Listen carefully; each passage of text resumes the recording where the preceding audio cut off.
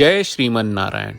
ए पर जे टिप्पणी हम करे जा रहल बा रामानुजदास श्रीमान गट्टू वेणुगोपाल स्वामी जी के द्वारा दिहल गयल बा। अध्याय 11 विश्व रूप संदर्शन योग श्लोक 4।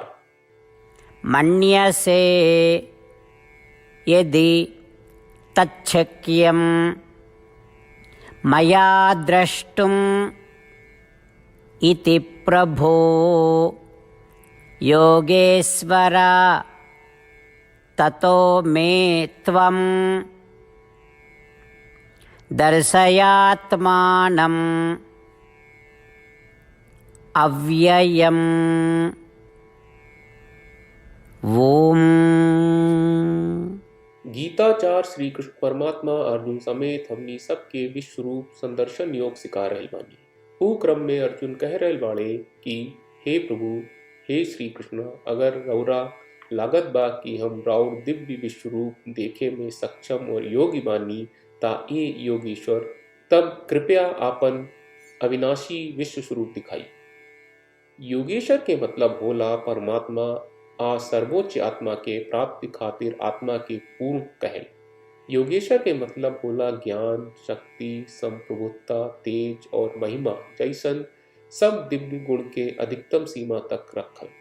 यही तरह अर्जुन श्री कृष्ण परमात्मा से विनम्रता से प्रार्थना कर रहे बाड़े कि उनका के आपन दिव्य विश्व रूप दिखावल जाए। हमनी के ओ अर्जुन की जगह पर हो कब्जा, हमनी के विनम्र होके श्री कृष्ण परमात्मा के दिव्य विश्व रूप के अवधारणा के समझे के प्रयास करी जा। आई श्री कृष्ण परमात्मा से प्रार्थना करी कि हमनी के ई ब्रह्मांड में हर जगह श्री कृष्ण परमात्मा के सानिध्य देखे के क्षमता प्रदान करी। श्री कृष्ण परमात्मा आ श्रीमन नारायण के समर्पण करके आपन जीवन सार्थक बनावे की कोशिश करत घरी हमनी के श्री कृष्ण परमात्मा के वचन के श्लोक के रूप में दोहरावे की कोशिश करी जा। मन्यसे यदि तच्छक्यं मया द्रष्टुमिति प्रभो योगेश्वर ततो मे त्वं दर्शयात्मानम् अव्ययम्।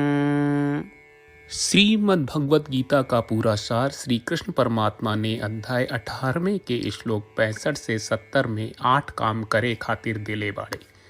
श्री कृष्ण कहले, हम ओ लोगन से प्रेम करनी जो लोग इन 8 बातन के मान तारे। हम ओ भक्तन के हर तरह से रक्षा करब। श्री कृष्ण परमात्मा के द्वारा बोलल गईल संपूर्ण भगवत गीता सुनला के बाद अर्जुन कहले, करिष्ये वचनम त्वा, जेके मतलब बा कृष्ण मैं उही करब जौन आप कही।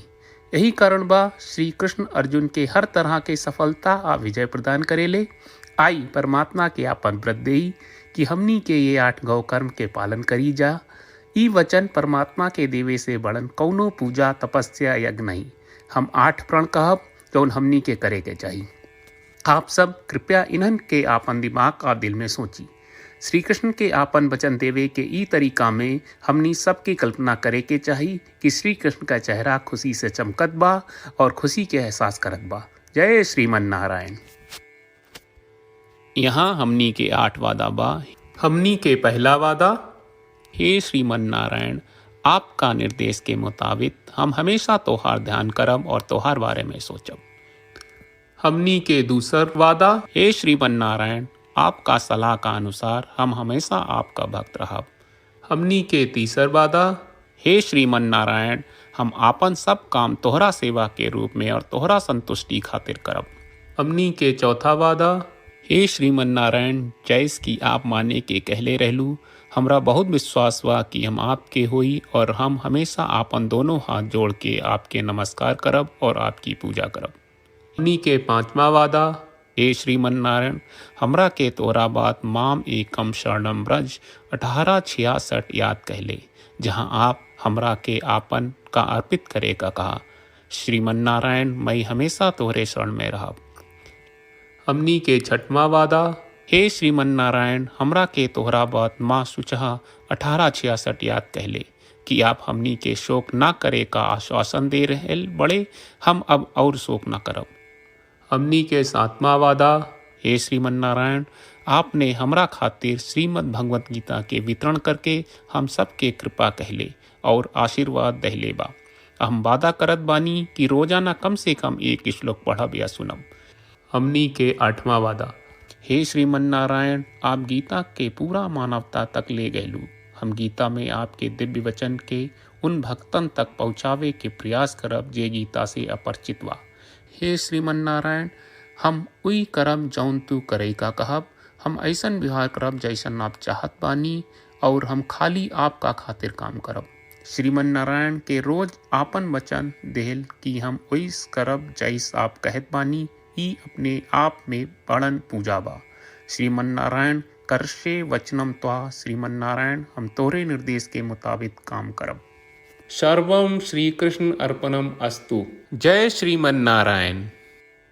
मन्यसे यदि तच्छक्यं मया द्रष्टुम् इति प्रभो योगेश्वर ततो मे त्वं